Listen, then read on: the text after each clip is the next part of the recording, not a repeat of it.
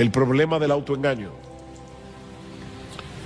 Mucha gente se engaña a sí mismo en lo que respecta a su verdadera condición espiritual. Y es por eso que nosotros encontramos tantas advertencias en el Nuevo Testamento con respecto al autoengaño.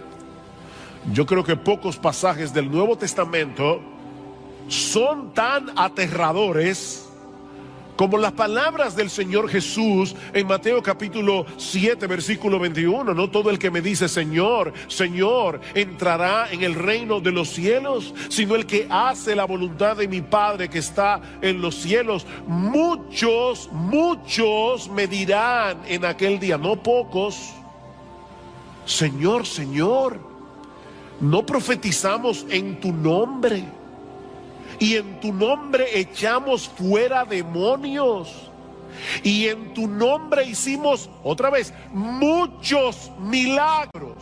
¿Ustedes se imaginan eso?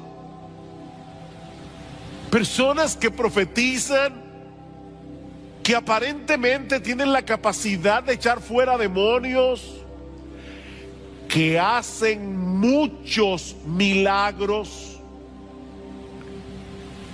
Y Jesús les va a decir en el día del juicio, yo nunca os conocí. Nunca. Apartaos de mí, hacedores de maldad. Bueno, la pregunta que yo quiero responder en esta mañana es, ¿cómo podemos estar seguros tú y yo de que no vamos a estar en ese grupo? Sí, yo estoy predicando a los amigos que están de visita en el día de hoy, pero yo estoy predicándole a los miembros de Iglesia Bíblica del Señor Jesucristo. ¿Cómo podemos estar seguros tú y yo de que no vamos a estar en ese grupo? En ese grupo de personas que mueren con la convicción de que van a recibir un veredicto favorable en el tribunal de Dios para encontrarse con la triste realidad de que estaban engañados.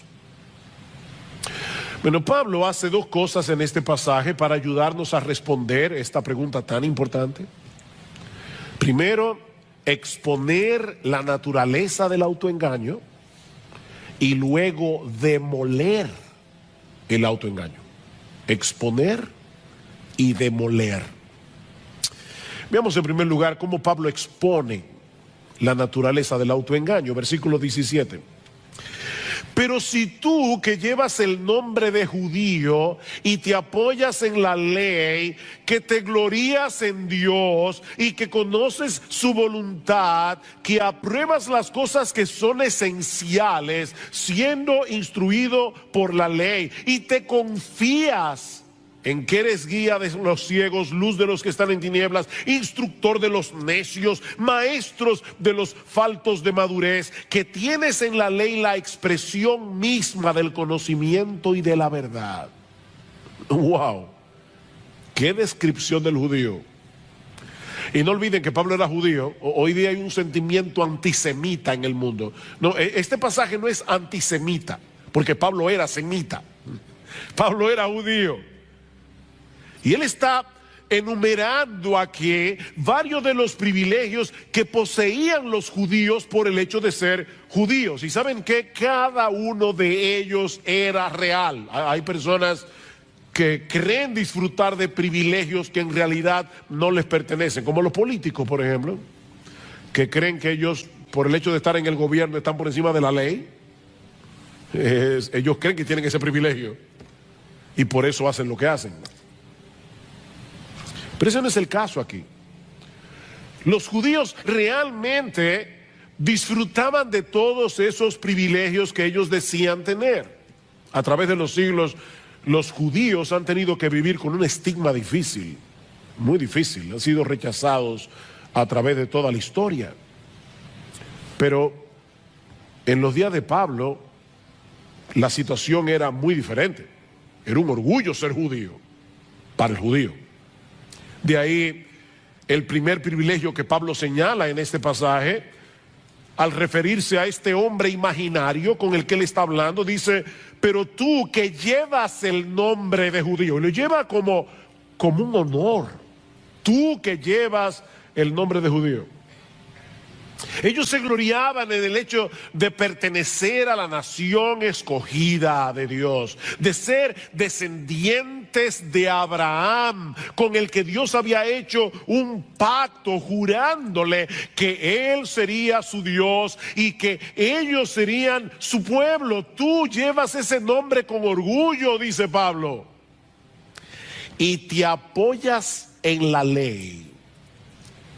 Te apoyas en la ley, dice en el versículo 17. De todas las naciones de la tierra, solo a ellos Dios les había revelado la ley en el monte Sinaí, por medio de Moisés. Y Pablo va a decir al inicio del capítulo 3 de Romanos que esa era una de las ventajas que tenían los judíos. A ellos se les había confiado la palabra de Dios. A ellos tenían profetas. En tercer lugar, dice Pablo, y te glorías en Dios. Y eso no es malo en sí mismo. Todo lo contrario, el profeta Jeremías dice en uno de los pasajes más conocidos de su libro, Jeremías capítulo 9, versículo 23, que el sabio no debe gloriarse en su sabiduría, ni el valiente debe gloriarse en su valentía, ni el rico debe gloriarse en sus riquezas, mas el que se gloría. Y yo creo que Pablo estaba pensando en ese texto cuando escribió Romanos. El que se gloría, gloríese de esto, de que me entiende y me conoce, pues yo soy el Señor, que hago misericordia, derecho y justicia en la tierra, porque en estas cosas me complazco, declara el Señor. Gloríese en el Señor. De hecho, Pablo va a decir esto más adelante en Romanos capítulo 11, 10, Romanos capítulo 5, versículo 11. Pablo va a decir que los cristianos nos gloriamos en Dios. Así que no hay nada de malo en este gloriarse de los judíos. De hecho, no hay nada más sensato en la vida que gloriarse en Dios, en vez de gloriarse en uno mismo. En cuarto lugar, Pablo dice en el versículo 18, y conoces su voluntad. Conoces su voluntad. Y me llama la atención que el texto dice literalmente, conoces la voluntad, refiriéndose obviamente a la voluntad de Dios. El mundo está sumido en un mar de relativismo, pero tú conoces la voluntad del que creó el mundo. Eso es un gran privilegio que tú y yo tenemos también. Nosotros conocemos la voluntad, no una voluntad, la voluntad. Nosotros conocemos la verdad de Dios revelada en su palabra.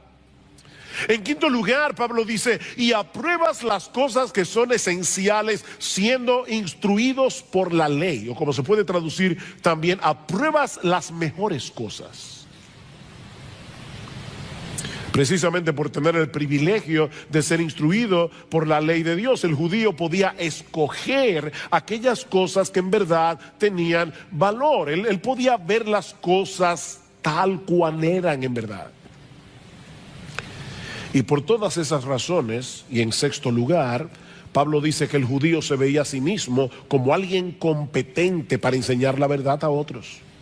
En medio de este mundo entenebrecido, ellos eran el faro de Dios para la humanidad. Versículo 19, y te confías en que eres guía de los ciegos, luz de los que están en tinieblas, hablando de los gentiles, instructor de los necios, maestros de los faltos de madurez, tal vez para hablar de los prosélitos que se hacían judíos siendo gentiles, que tienes en la ley la expresión misma del conocimiento y de la verdad.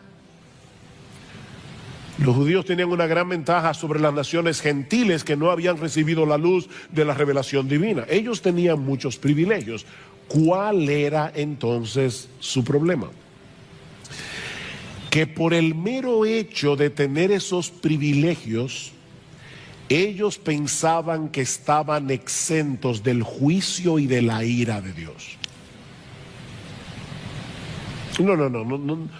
Nosotros somos el pueblo escogido.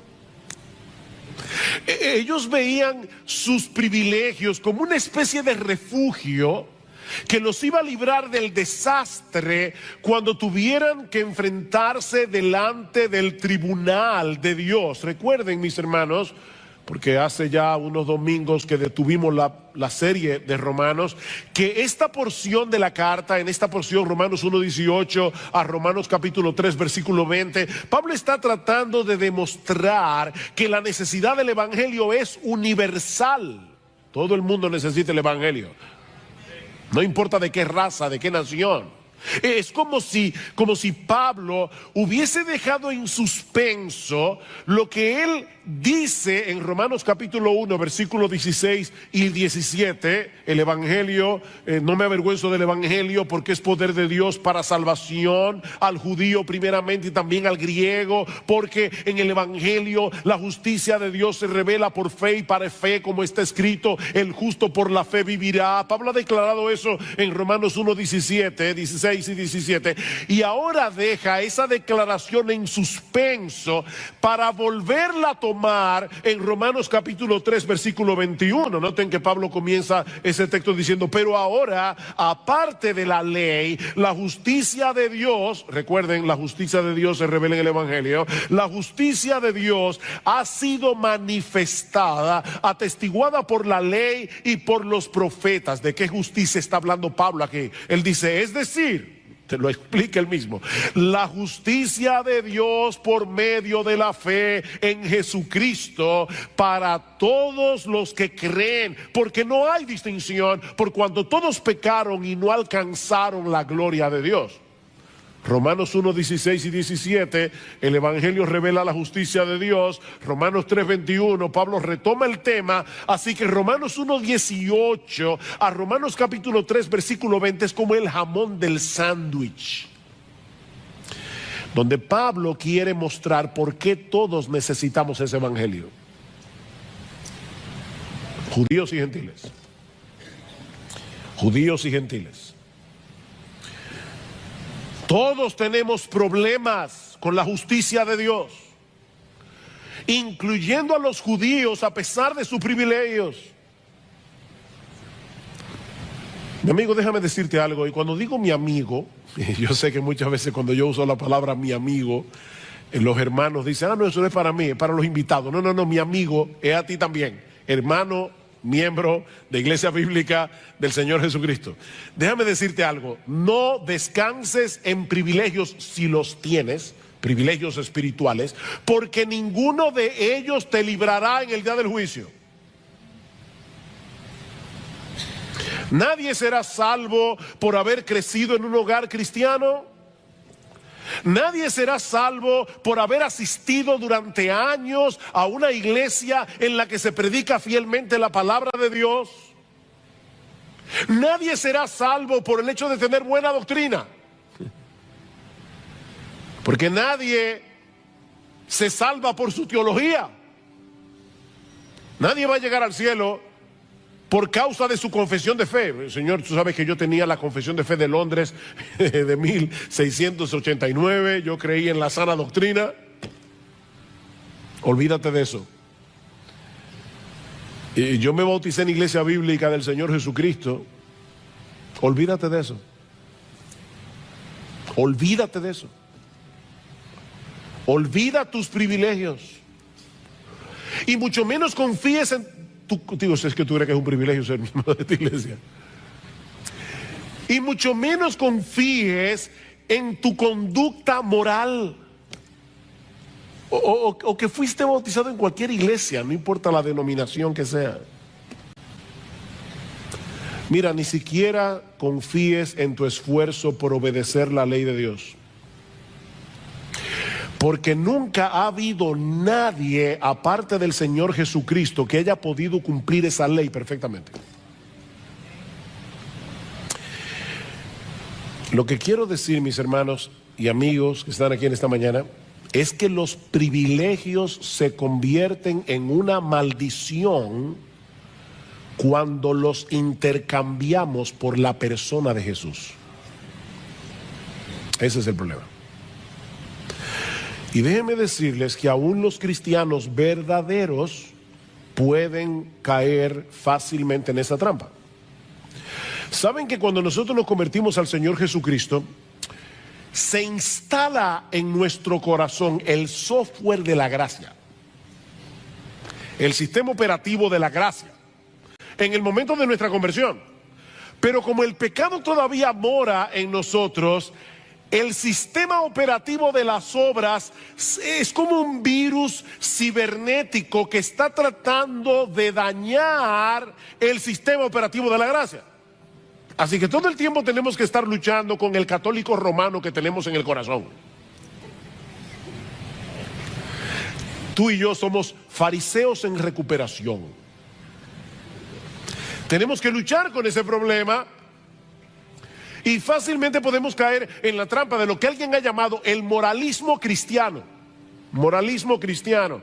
Mira, cada vez que tú te jactas de algo que hayas hecho, cada vez que presupones que te has ganado el favor de Dios por tu obediencia, has caído en la trampa del moralismo cristiano. Mi hermano, nunca olvides que aparte de Cristo no merecemos ninguna otra cosa que la condenación, y que aparte de su gracia no podemos hacer absolutamente nada que de verdad sea agradable en la presencia de Dios.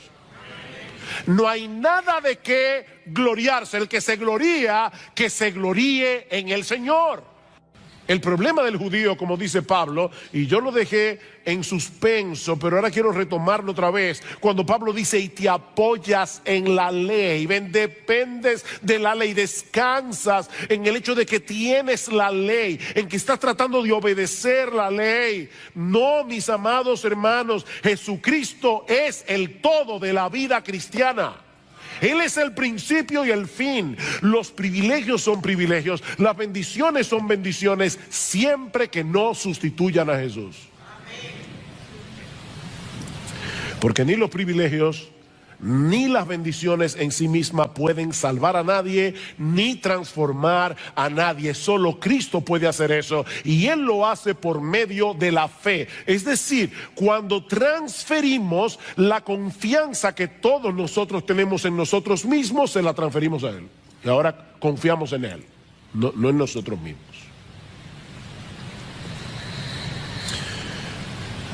Ya Pablo ha expuesto el autoengaño de los judíos y de todos los que se amparan en sus privilegios para rechazar el evangelio o para tener un poco el evangelio.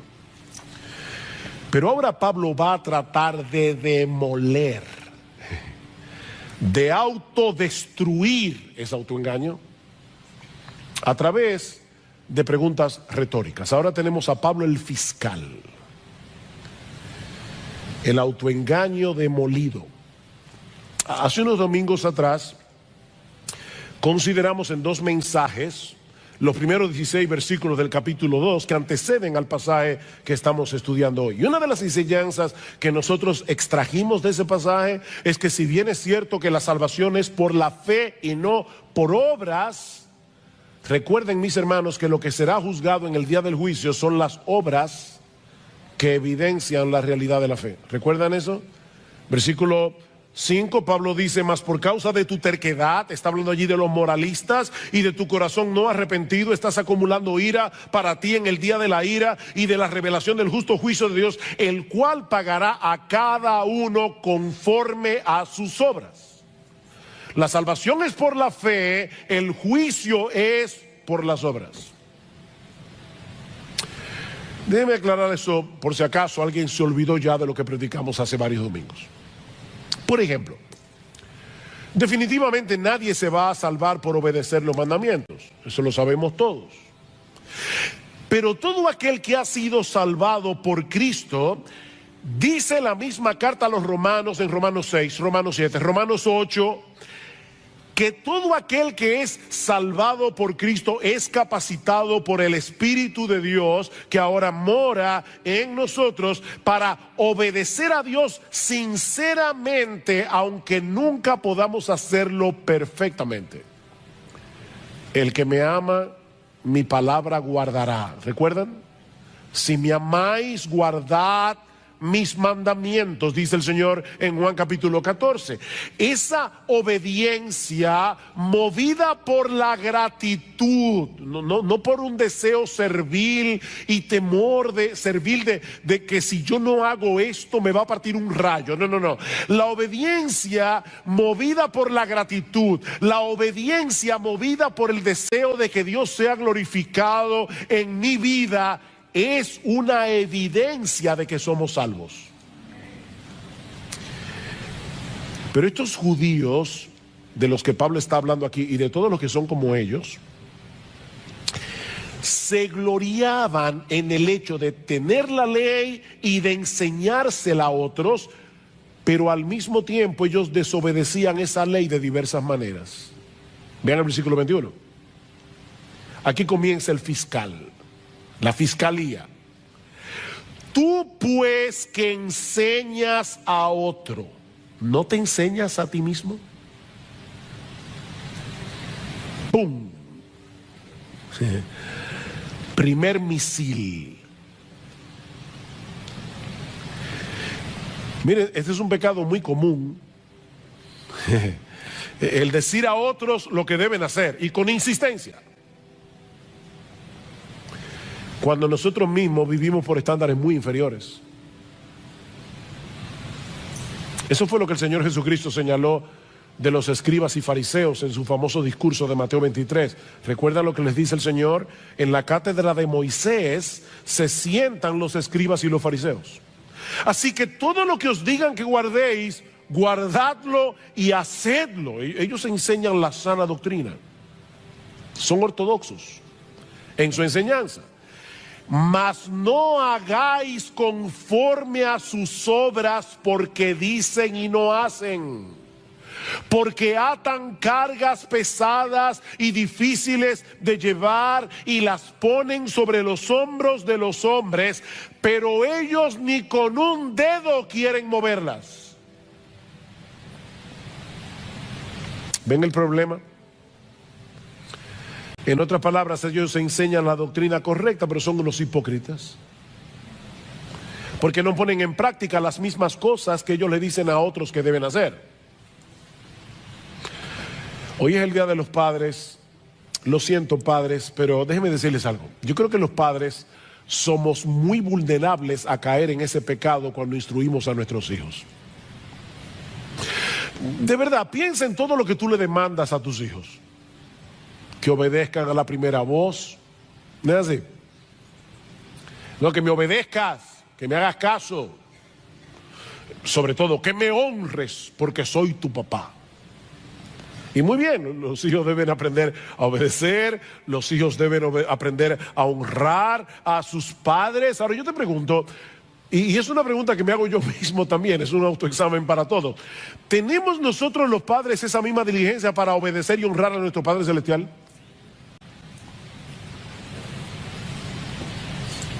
Es muy fácil decirle a los hijos, haz esto, haz aquello. ¿Qué tan serio nosotros tomamos la lectura regular de la Biblia para aplicar en nuestras vidas las cosas que leemos en su palabra? O sea, hay dos preguntas aquí. ¿Qué tan en serio tú tomas la lectura regular de la Biblia? Porque eso es escuchar a tu padre. Tú le dices a tus hijos, tú no le dices a tus hijos, oye, que me oigas. A veces tú le estás hablando a tus hijos y ellos están con un celular. ¿Ha pasado eso? Y tú le dices, no, apaga el celular y escúchame. Yo a veces me imagino a Dios diciendo lo mismo. Que apague el celular ese y que me escuche. Y Él habla a través de su palabra.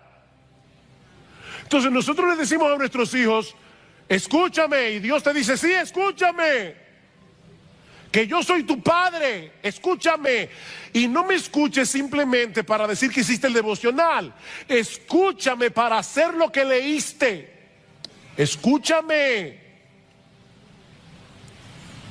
Dice Martin Lloyd-Jones, hablando de este problema, cuando lees tu Biblia día tras día, ¿te aplicas su verdad a ti mismo? ¿Qué pretendes cuando lees la Biblia? ¿Solo tener conocimiento de ella para después mostrar a los demás lo mucho que sabes y para tener argumentos para discutir? ¿O realmente quieres aplicar su verdad a ti mismo? Y ahora dice Martin Lloyd-Jones, mientras leas, háblate a ti mismo y dile a tu alma, esto es para mí. Permite que la escritura te examine. Si no lo haces, puede ser muy peligroso. Me llamó la atención esto último que dice Lloyd-Jones. En un sentido, mientras más conoces de la Biblia, más peligro corres si no te la aplicas a ti mismo. ¿Se dan cuenta que ese problema no era solo de los judíos? Antes de que intentemos aplicar la Biblia a otros, debemos comenzar con nosotros mismos. Pero estos judíos en su hipocresía se contentaban con tener la ley, enseñársela a los demás, aunque ellos mismos la desobedecían. Y Pablo da 3 ejemplos de esto. Versículo 21. Tú que predicas que no se debe robar, ¿robas? Usted ve, pastor, ahí sí yo me siento libre. Robar. Miren, hay que ser muy sinvergüenza para uno decir claramente que está a favor del robo. Todo el mundo pretende ser una persona honrada. Y yo creo que es una de las cosas que la gente más dice. Yo soy una persona honrada. Pero déjame decirte que hay muchas formas de robar. No declarar todos nuestros ingresos a la hora de pagar los impuestos es un robo. Es un robo al gobierno. Pastor, pero ellos son unos ladrones a veces y eso no es problema tuyo. La Biblia dice, pagad a todos lo que debéis. Al que honra, honra. Al que impuesto, impuesto. Tú robas cuando tú te coges la hora del almuerzo y la extiendes más allá de lo que debes. Le estás robando a tu empleador porque él te está pagando para que tú hagas un trabajo. Y mucho menos si te pones a ver en Facebook cuando deberías estar trabajando. Tú estás robando. Cuando tú sobrevaloras el precio de una propiedad al momento de venderla, eso es robar. Cuando tú no ofrendas lo que tú deberías ofrendar de acuerdo a tus ingresos, ¿tú le estás robando a Dios? Hay muchas formas de robar.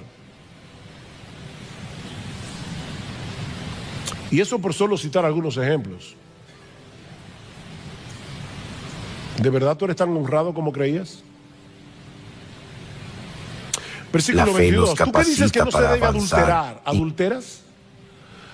Uy, ahí sí metió el cuchillo hondo. Todos nosotros sabemos que la Biblia prohíbe las relaciones extramaritales. Y quizás hay muchos aquí que puedan decir, mira, yo siempre he sido fiel a mi esposa, a mi esposo. Pero una de las cosas que el Señor nos hace ver en el Sermón del Monte es que ese mandamiento también es violentado cuando nosotros miramos a una mujer que no es la nuestra con ojo de lascivia y de codicia.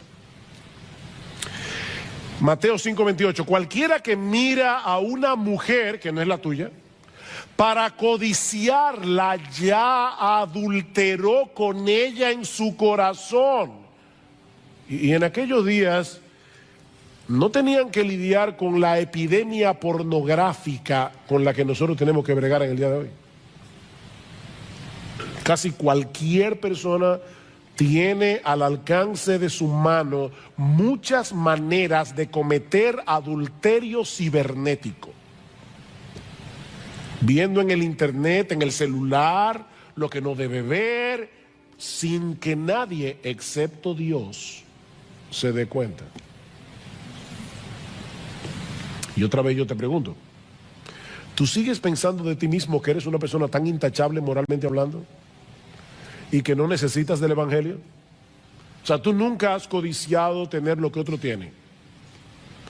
Ni nunca se te han ido los ojos detrás de una mujer que no es la tuya. Nunca.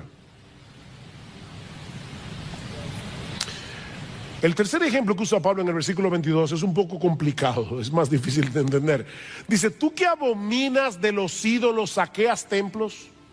Los judíos en el Antiguo Testamento tenían muchos problemas con la idolatría hasta que Dios los envió cautivos a Babilonia.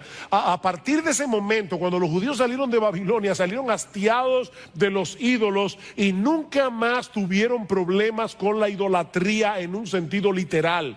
Ellos abominaban a los ídolos, ellos se burlaban de los gentiles que adoraban estatuas, que adoraban pedazos de madera como si fueran dioses. Fíjense que Jesús nunca acusó a los fariseos ni a los judíos de su tiempo de ser idólatras.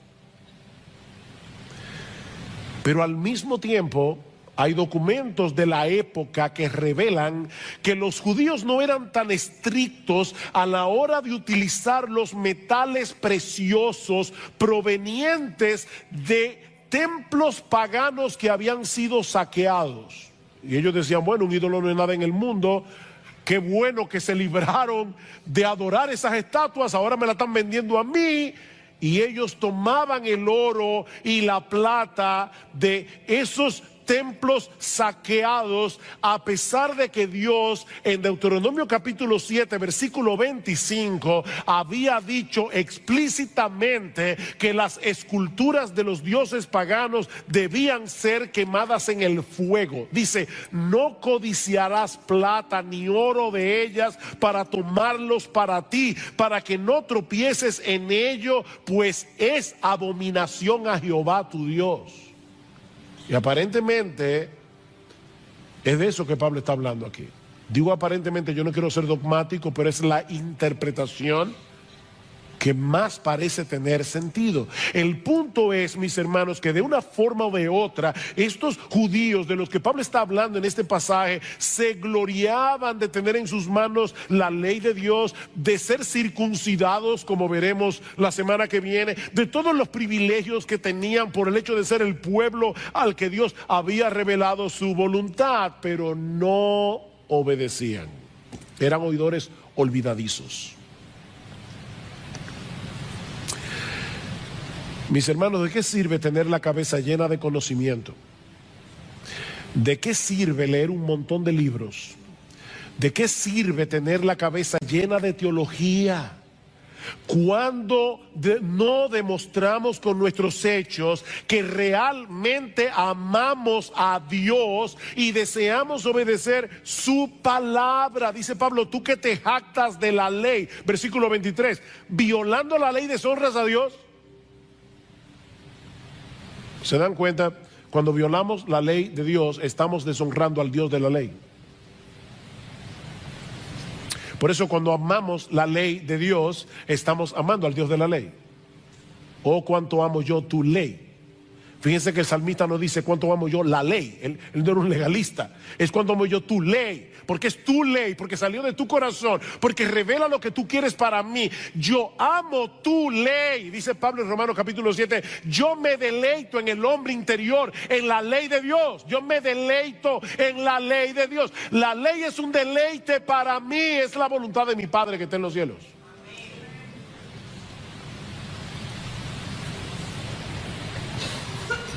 ¿Y saben lo que ocurre cuando los que dicen ser el pueblo de Dios viven así? Que hacen que el mundo juzgue mal a Dios por su culpa. Dice el versículo 24, porque el nombre de Dios es blasfemado entre los gentiles por causa de vosotros, tal como está escrito. Pablo está mezclando aquí Isaías 52 capítulo 5 con Ezequiel capítulo 36 versículo 20 al 23, y está uniendo esos dos textos para mostrar probablemente que este patrón de hipocresía no era nuevo en el pueblo de Israel. Mientras se gloriaban en ser el pueblo escogido por Dios, separados para Dios, vivían de tal manera que las naciones gentiles terminaban pisoteando el nombre de Dios que ellos invocaban por culpa de ellos. Y una vez más, mis amados hermanos, este es un pecado muy serio del que los evangélicos no están exentos.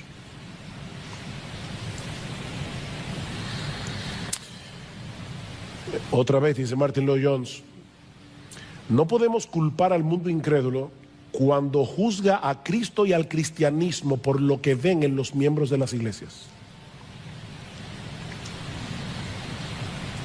Después de todo, así como piensan los incrédulos, después de todo, ¿de qué sirve un Cristo que no transforma a nadie? Porque él dice ser cristiano y yo no veo su cristianismo en su conducta, en sus decisiones, en sus valores, cómo se visten. Déjame hacerte una pregunta. ¿Qué piensan acerca de Cristo las personas que te conocen íntimamente? Las personas que están a tu alrededor.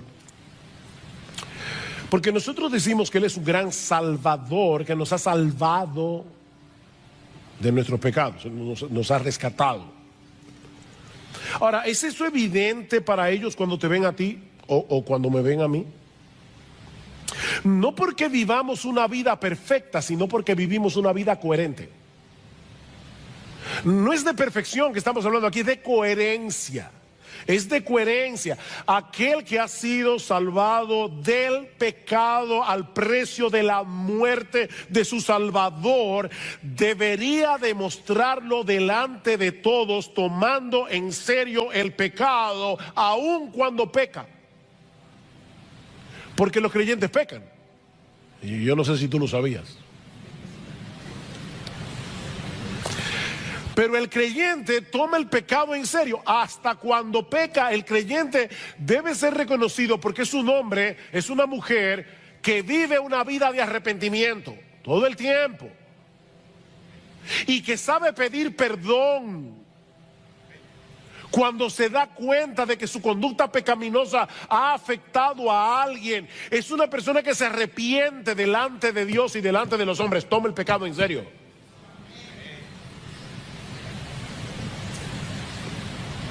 Por eso alguien decía que una vez anunciamos que somos cristianos, y debemos anunciarlo, debemos proclamar lo que somos cristianos, contraemos de inmediato una tremenda responsabilidad. Nuestros prójimos están mirando y observando cómo vivimos. Aseveramos grandes cosas acerca de Dios, dice este autor, y con toda razón, porque Dios es grande. Pero ellos lo juzgarán a Él según lo que vean en nosotros. Ellos, el mundo incrédulo, juzgará a nuestro gran Dios por lo que vean en ti y en mí. Por eso que dice este autor, es una tremenda responsabilidad. Llevamos el nombre de Cristo.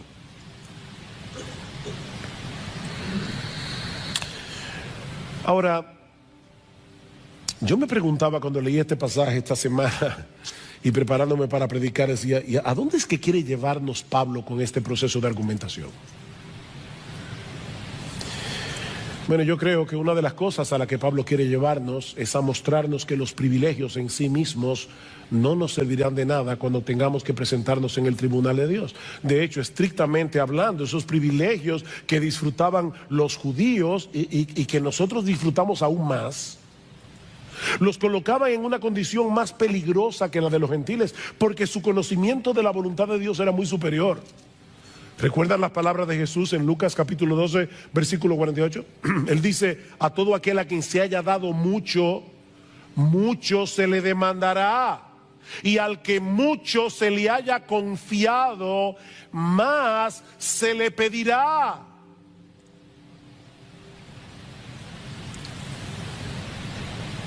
Y si tú has tenido el privilegio de estar bajo la influencia del cristianismo, y voy a hablar como loco aquí, perdónenme porque voy a hablar como loco, como dice Pablo en 2 Corintios 11, si tú has tenido el privilegio de estar en una iglesia en la que yo creo de verdad de corazón que se trata de predicar fielmente la palabra de Dios, si tú has tenido ese privilegio domingo tras domingo, año por año, año por año, tu responsabilidad es aún mayor que de la de los judíos de los que Pablo está hablando en este pasaje. No pienses ni por un momento que por haber nacido en un hogar cristiano, por tener una esposa cristiana, por haber asistido durante mucho tiempo a una iglesia donde se predica la palabra, o porque tienes un entendimiento bastante bueno de la sana doctrina, que tú tienes buena teología, no pienses ni por un momento que por eso tú vas a salir bien parado en el día del juicio. A menos que te ampares únicamente en Jesucristo y en su obra de redención para el perdón de sus pecados, ninguno de esos privilegios te servirá de nada cuando tengas que comparecer ante el tribunal de Dios. Ahora, yo creo que Pablo está tratando de hacer otra cosa aquí. Pablo está tratando de librarnos, porque recuerden que esta es una carta que se escribió a cristianos de Roma en el primer siglo. Yo creo que Pablo también está tratando de librarnos para que no cometamos el error de confiar en nuestra profesión de fe en Jesucristo si somos una contradicción andante de esa fe que profesamos. Yo voy a repetir eso otra vez. Yo creo que Pablo también nos está librando de cometer el error de confiar en nuestra profesión de fe en Jesucristo si nosotros somos una contradicción andante de esa fe que profesamos. Muéstrame tu fe por tus obras, dice Santiago, y yo te mostraré mi fe por mis obras. Muéstrame tu fe sin tus obras, es lo que dice. Muéstrame tu fe sin obras. Yo creo. ¿Y dónde están las obras? Bueno, yo te voy a mostrar mi fe por mis obras. Porque dice Santiago más adelante que una fe sin obras es una fe muerta. Y una fe muerta deja sumido en su mortandad al que la tiene. No te da vida, la fe muerta no da vida. ¿Y cuál es la fe muerta? La que no produce obras. Mira, la Biblia enseña claramente que somos justificados delante de Dios por medio de la fe sola, y esa palabra es importante. Fue esa palabra lo que hizo la diferencia en el siglo XVII, en la Reforma XVI, en la Reforma Protestante. Somos justificados por medio de la fe sola. La Iglesia Católica Romana cree que somos justificados por la fe, pero no por la fe sola, sino por la fe más las obras, más los sacramentos. No, nosotros creemos que somos justificados por la fe sola fe. Pero esa fe por la que somos justificados nunca se encuentra sola. Debiste haber venido a la iglesia porque a Dios le agrada que tú vengas. A Dios le agrada que tú vengas. Y eso hace toda la diferencia del mundo entre un fariseo y un cristiano, entre un legalista y un cristiano. Dice John Piper, agradar a Dios no es simplemente un deber religioso, es la esencia misma de la vida humana. O sea, oigan esto, hermanos, una persona, un ser humano que no está viviendo para agradar a Dios es como un reloj que no da la hora.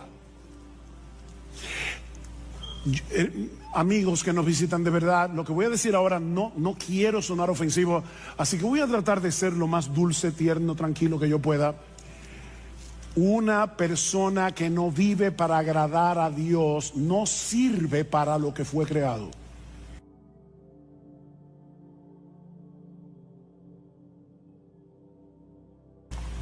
Porque agradar a Dios es la esencia de la vida humana. Y el ejemplo más evidente de esa realidad, obviamente, el modelo por excelencia es Jesús. Él es el modelo por excelencia de lo que significa ser humano.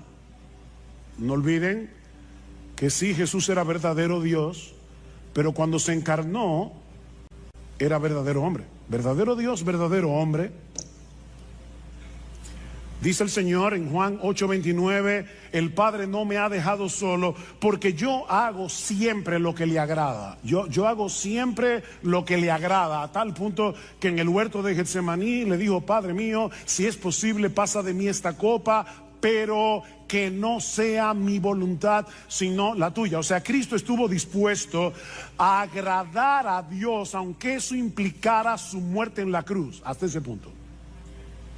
Yo hago siempre lo que le agrada. Jesús no vivió su vida terrenal en automático. Él siempre hizo lo que hizo con una meta delante de sus ojos. Yo quiero agradar a mi Padre que me envió. Bueno, pero eso es Jesús, que era un hombre perfecto, sin pecado, pero la realidad es que nadie puede agradar a Dios aunque lo intente, pastor. ¿Acaso no dice en Isaías capítulo 64, versículo 6, que todas nuestras justicias son como un trapo de inmundicia delante de Él? El mismo Dios dice en su palabra que todas nuestras justicias son como un trapo de inmundicia. ¿Cómo yo puedo agradar a Dios? Ese es un buen ejemplo de un texto citado fuera de contexto. Y recuerden que un texto fuera de contexto es un pretexto.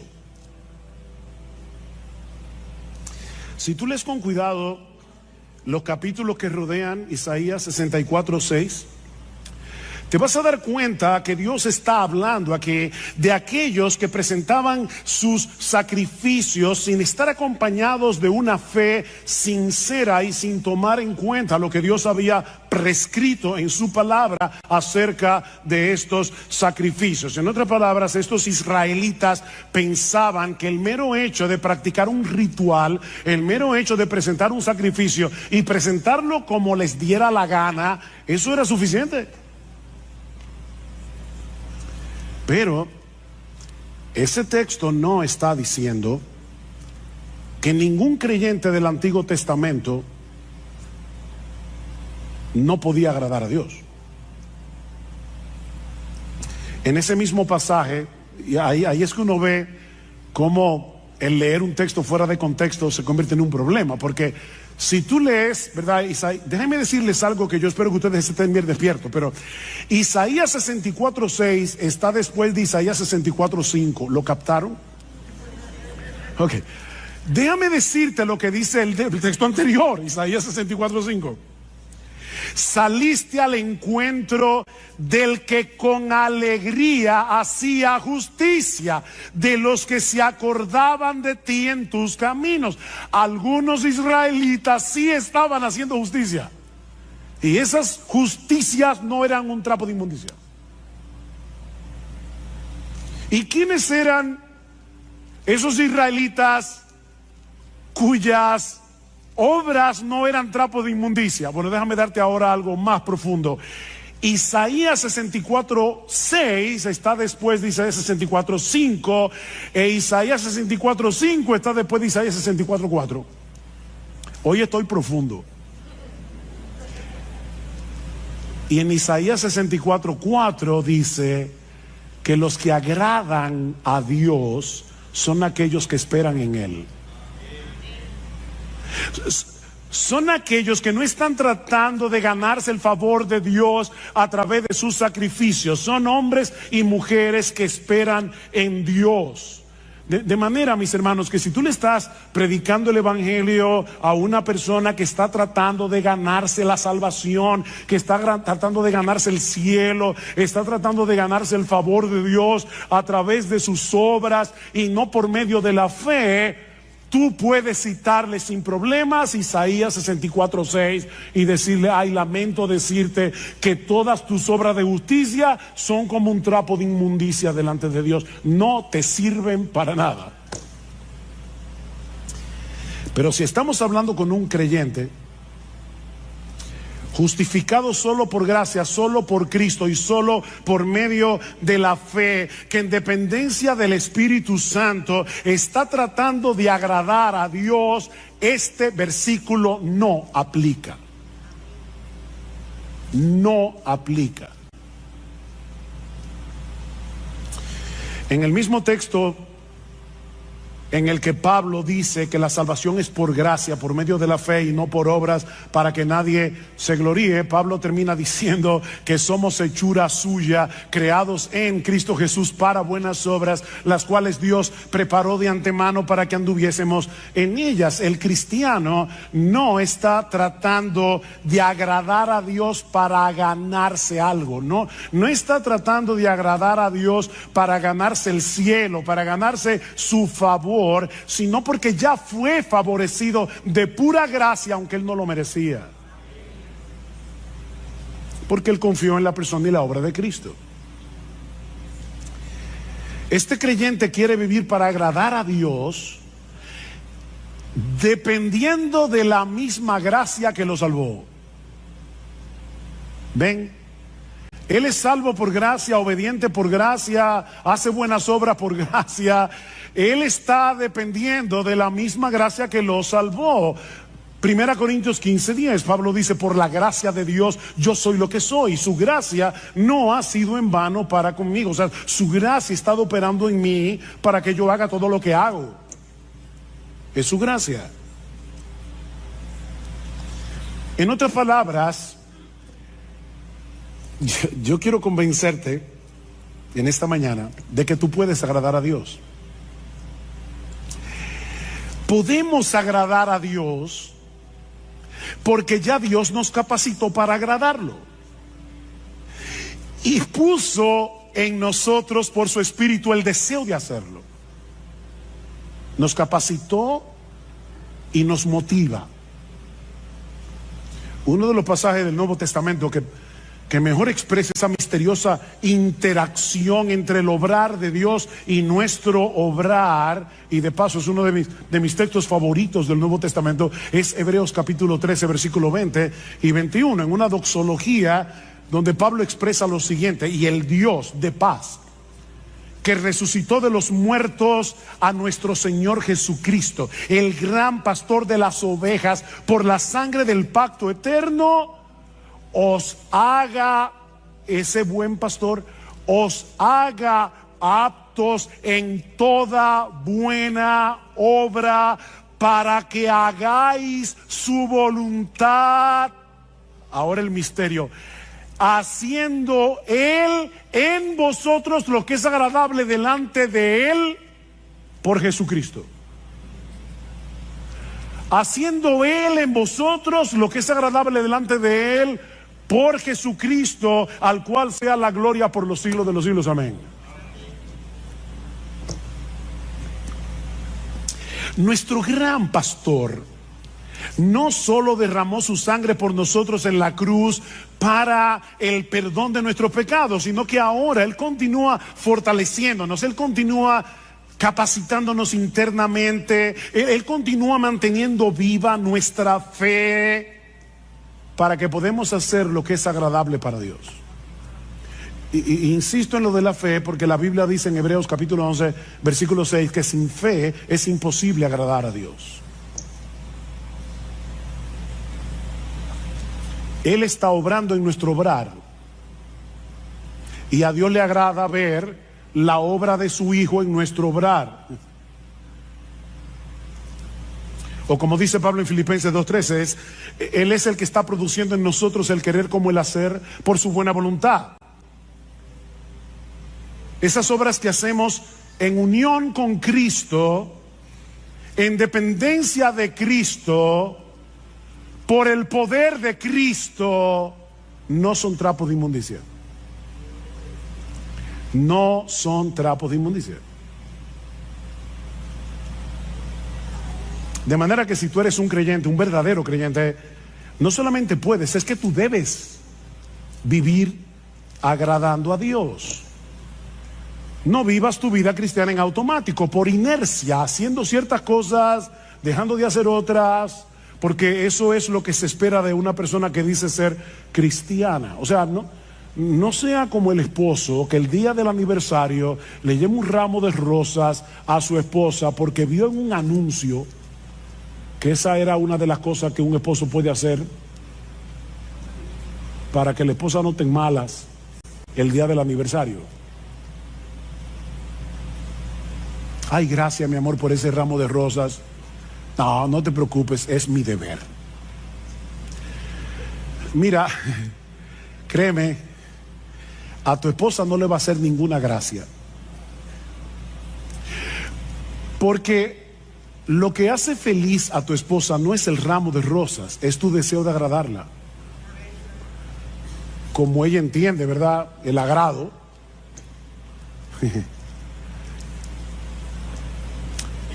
Bueno, en un grado infinitamente superior, todo aquel que sabe que fue elegido por Dios el Padre para salvación desde antes de la fundación del mundo, todo aquel que sabe que Dios el Hijo derramó su sangre en una cruz para el perdón de nuestros pecados, todo aquel que sabe que Dios, el Espíritu Santo, le cambió su corazón, le dio nueva vida para que pudiera arrepentirse y creer en Cristo, debe anhelar de todo corazón vivir para agradar a aquel que lo amó de ese modo.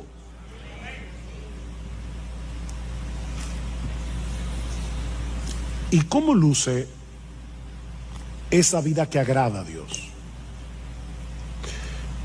O planteándolo de otro modo, ¿cómo podemos los creyentes vivir de tal manera que Dios se agrade con nosotros?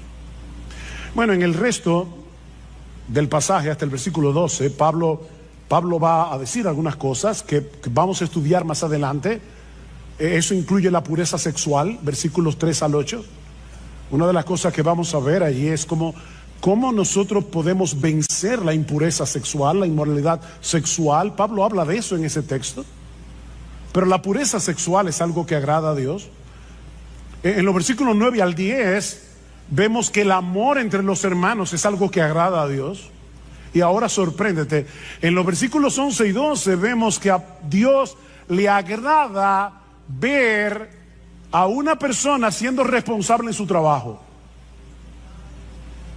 ¿Tú sabías eso? Que cuando tú eres responsable en tu trabajo, a Dios le agrada eso. Eso lo vamos a ver en el texto. Yo no me estoy inventando nada.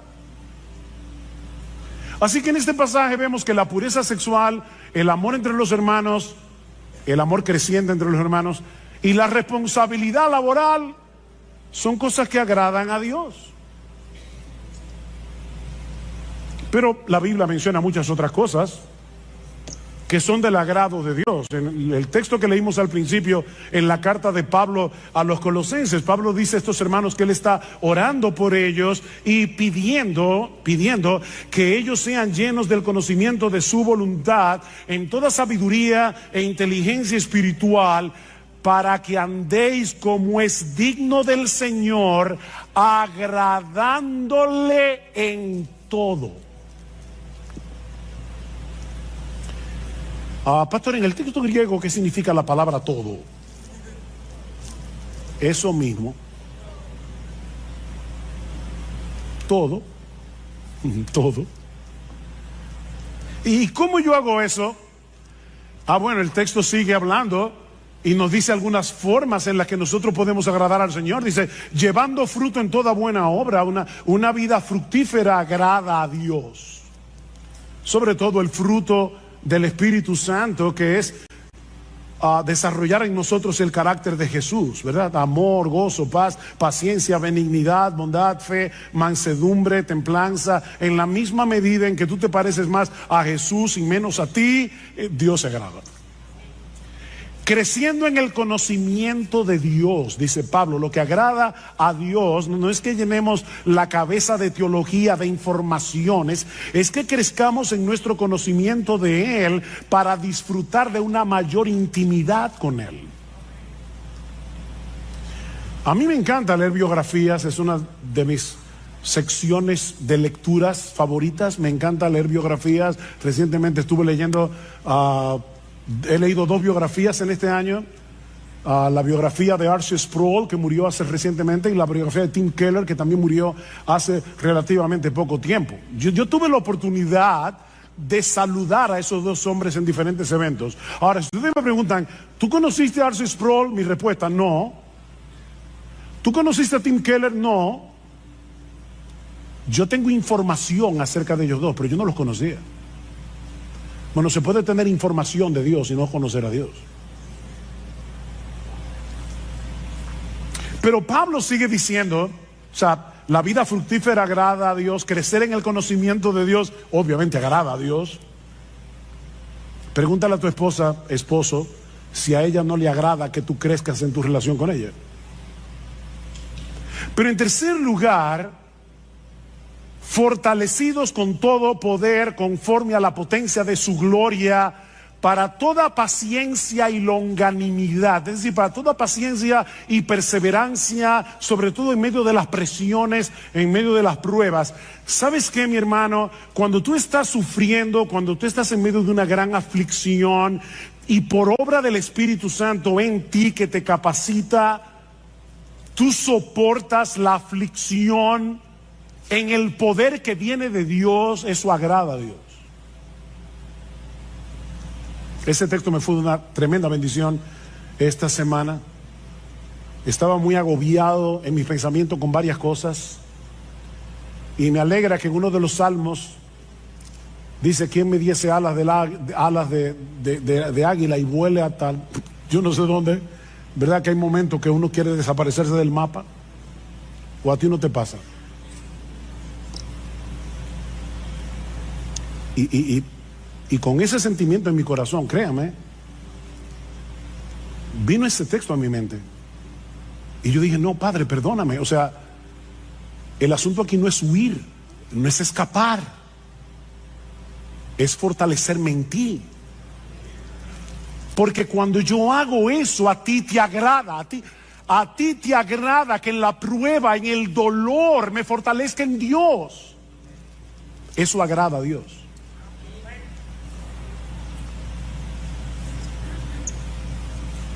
Y sigue diciendo: con gozo, dando gracias al Padre que nos hizo aptos para participar de la herencia de los santos en luz. En otras palabras, una vida gozosa y agradecida agrada a Dios.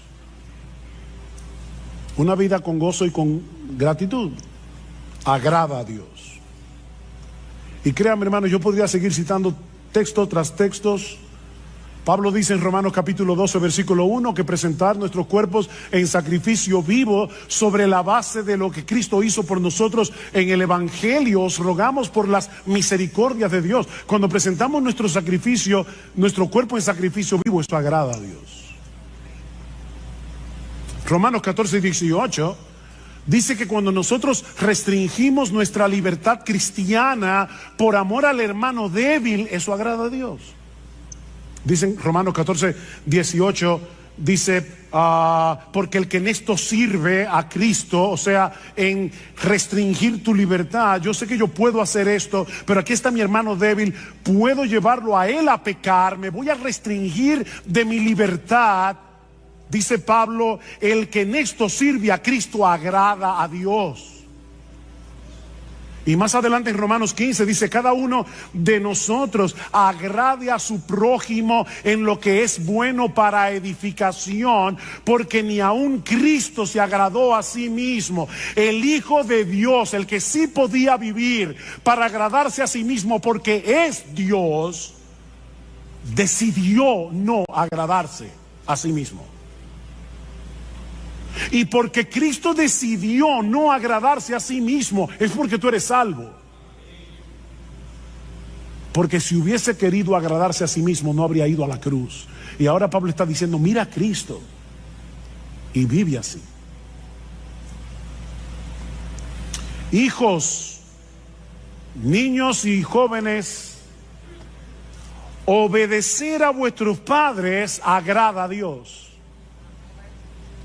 Colosenses capítulo 3, versículo 20 dice: hijos, obedeced a vuestros padres en todo, porque esto agrada al Señor. La próxima vez que tus padres te pidan algo que no te agrade hacer, no piensa en este momento: lo que mi papá me está pidiendo no me agrada, pero a Dios le agrada que yo obedezca, a menos que sea un pecado. A Dios le agrada que andemos en comunión con Él. Es interesante que en Génesis capítulo 5, versículo 22, dice que Enoc anduvo con Dios. Ustedes conocen ese texto. Pero en la versión griega del Antiguo Testamento, conocido como la Septuaginta, dice que Enoc agradó a Dios. O sea, donde dice que Enoc anduvo con Dios, la Septuaginta dice agradó a Dios. Y luego el autor de la carta a los Hebreos, basándose en este texto, dice: por la fe Enoc fue traspuesto para no ver muerte, y no fue hallado porque lo traspuso Dios, y antes que fuese traspuesto tuvo testimonio de haber agradado a Dios. ¿Ven que se puede agradar a Dios? Dios no le dijo a Enoc: eso es trapo de inmundicia. No, no, no.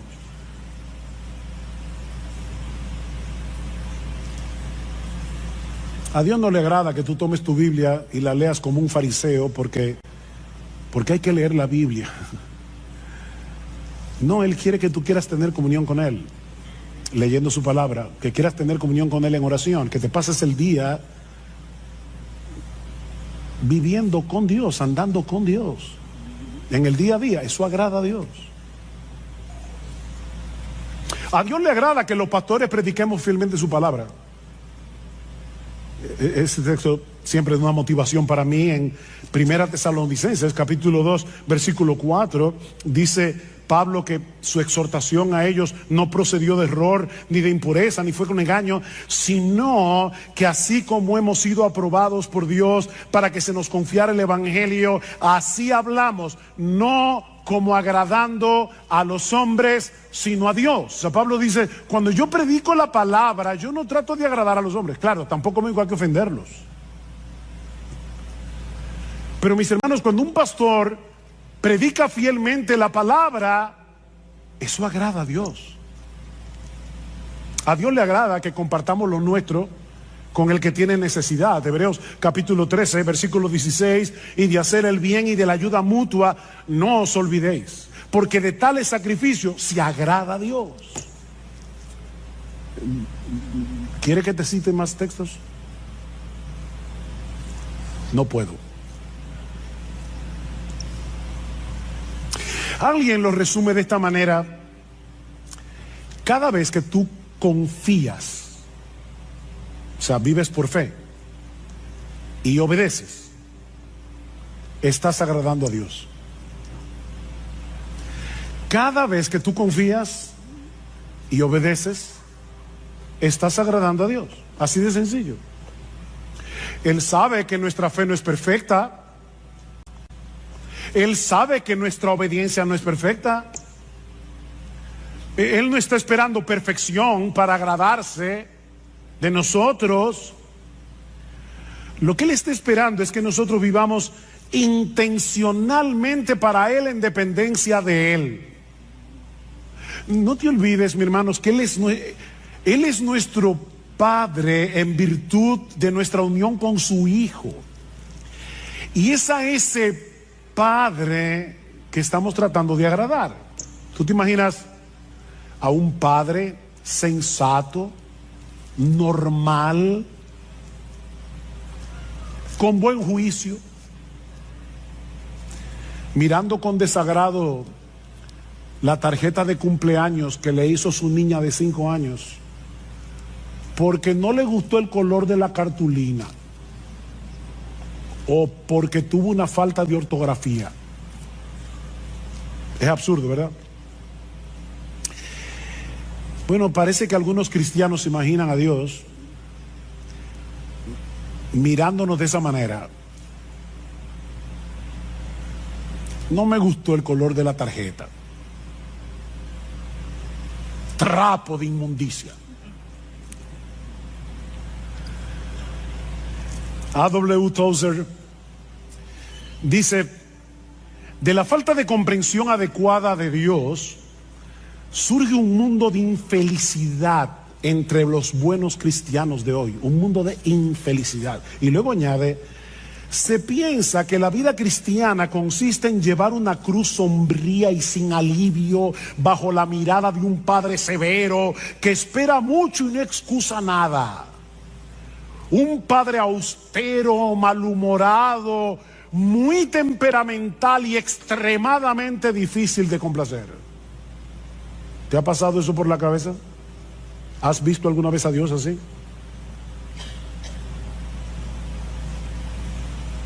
Ese no es el Dios de la Biblia. Ese no es el Dios que se nos revela en la Escritura como el Padre de nuestro Señor Jesucristo y que ha venido a ser ahora nuestro Padre por causa de nuestra unión con Él. Si eres creyente, mi hermano, ahora tú estás vestido con la ropa de gala de la justicia perfecta de Jesús y por lo tanto tus intentos de agradar a Dios no son un trapo de inmundicia, es la ropa de Jesús. Pedro dice en su primera carta que los cristianos ofrecemos a Dios sacrificios espirituales que son aceptables a Dios por medio de Jesucristo. Yo he oído hermanos que le da vergüenza cantar en voz alta porque no cantan bien. O ellos creen que no lo voy a juzgar ahora, ¿verdad? O sea, ellos creen que nacieron con oreja, pero no con oído musical. Y prefieren cantar bajito. Mira, canta.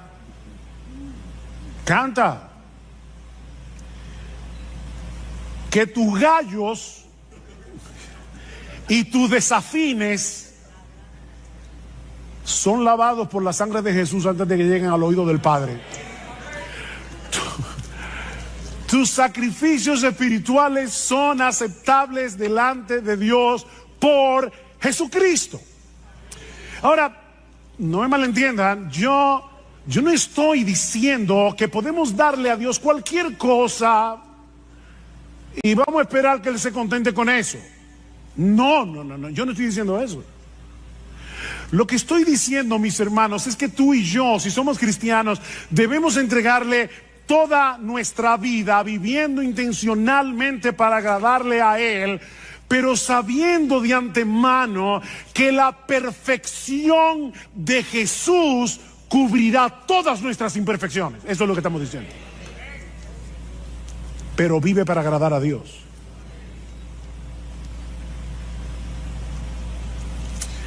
Pero el texto no termina ahí. Hay una segunda enseñanza en este pasaje. Ya vimos que la meta suprema del cristiano es vivir para agradar a Dios. Pero mucho más brevemente, no os preocupéis, mucho más brevemente, este texto también nos enseña que vivir para agradar a Dios es una meta en constante crecimiento. ¿Qué dice el texto? Por lo demás, hermanos, os rogamos, pues os exhortamos en el Señor Jesús, que como habéis recibido de nosotros instrucciones acerca de la manera en que debéis andar y agradar a Dios, como de hecho ya andáis, así abundéis en ello más y más.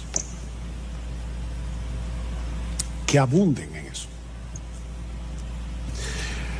La iglesia en Tesalónica era inusual en muchos sentidos. Estos creyentes estaban en un medio sumamente hostil para el cristianismo, rodeados de paganismo y de inmoralidad. Imagínense un grupo de nuevos creyentes en Nueva York, en el Bronx, pleno Manhattan, o en la ciudad de Londres, o cualquiera de esas ciudades super secularizadas del día de hoy.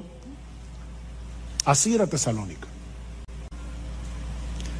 Pero desde el momento en que Pablo y su equipo misionero le llevaron el evangelio, lo abrazaron de todo corazón, y dice en el capítulo 1, versículo 7, que ellos llegaron a ser un ejemplo para los creyentes en toda Macedonia y Acaya. O sea, en poquitas semanas, esta iglesia llegó a ser una iglesia estable, una iglesia en crecimiento, una iglesia ejemplar. Pero Pablo está empeñado en que no se estancaran espiritualmente. Ya estaban tomando en serio sus vidas cristianas. Ven al versículo 1 otra vez. Dice, como de hecho ya andáis. Ven el paréntesis.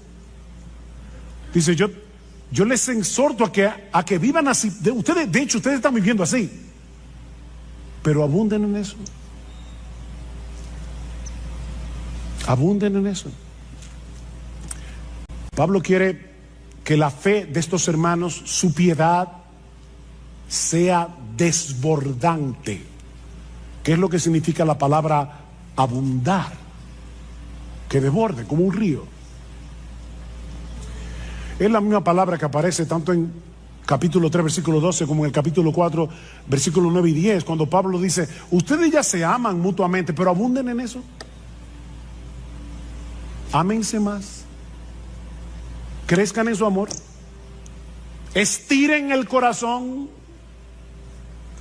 Bueno, lo que Pablo está diciendo es, ya ustedes están viviendo una vida que agrada a Dios. Ya lo están haciendo. Wow, qué elogio para una iglesia. Pero no se den el lujo de quedarse donde están. No se den ese lujo. Iglesia Bíblica del Señor Jesucristo. La vida cristiana es una vida en constante crecimiento. ¿Saben por qué? Porque la meta es llegar a ser igualitos a Jesús. Y eso nunca va a pasar de este lado del cielo. La meta es parecernos a nuestro precioso Señor. En ese sentido, el mismo Pablo es un buen ejemplo a imitar. Escribiendo a los filipenses, Pablo, hermano, Pablo. Algunos dicen que después de Jesús no ha habido en toda la historia de la iglesia un cristiano como Pablo. No ha habido un predicador como Pablo. No ha habido un hombre más apasionado con el evangelio que Pablo. No ha habido un hombre más capaz de sufrir por Cristo que Pablo.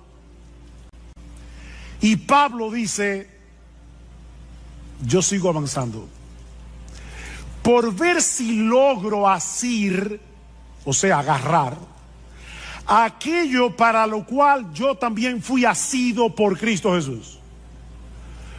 Cristo me agarró para algo. Y mi meta es cumplir eso para lo que Cristo me agarró. Yo no sé para qué Cristo te agarró a ti, mi hermano, pero escucha a Pablo, dice, hermanos, yo mismo no pretendo haberlo ya alcanzado, pero una cosa hago, un hombre de una sola cosa, una sola meta, una cosa hago, olvidando ciertamente lo que queda atrás y extendiéndome a lo que está delante, prosigo a la meta, al premio del supremo llamamiento de Dios en Cristo Jesús. ¿Han visto esos corredores cuando están llegando a la meta, sacan el pecho para ser los primeros que rompan la cosa esa, no sé cómo se llama, la cinta? Bueno, eso es lo que Pablo está diciendo. Yo estoy corriendo, pero es con el pecho afuera. Yo quiero romper esa cinta. Bueno, si Pablo no pretendía haberlo alcanzado, saca tu conclusión. Mis hermanos, eso no es fanatismo. Eso no es fanatismo. Yo le dije al principio, me pregunto si Pablo hubiera sido considerado como un fanático por cristianos de una iglesia. Es que tú sabes que Pablo es como que, yo no sé, como que se coge la cosa muy en serio. De verdad, yo creo que Pablo hubiera sido considerado como fanático en nuestras iglesias. Pero mis hermanos, eso no es fanatismo, eso es cristianismo, puro y simple. Ni siquiera quiero que piensen en cristianismo radical. No, quítenle lo radical. Eso es cristianismo sin apellido. Eso es ser cristiano. Vivir para agradar a Dios. Eso es ser cristiano.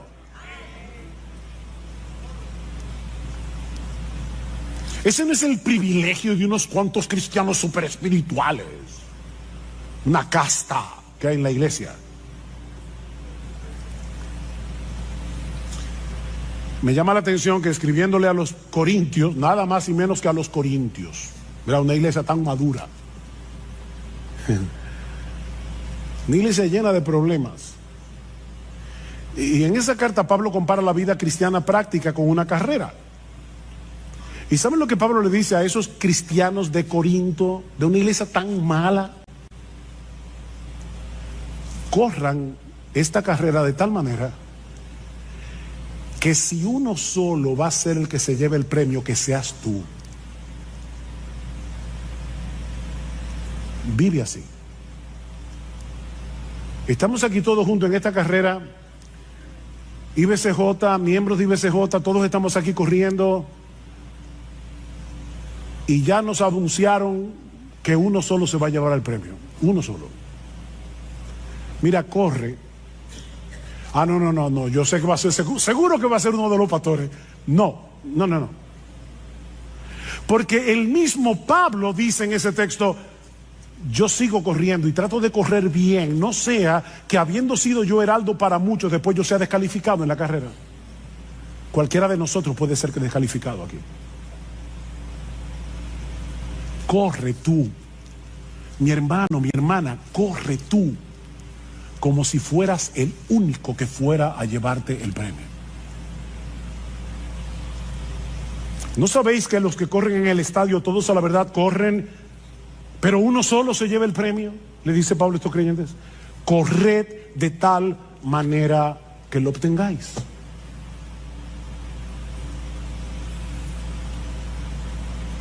De nuevo, mi hermano, mi hermana, yo no sé cuántos años tienes que te convertiste al Señor. ¿10 años? ¿30 años? ¿45 años?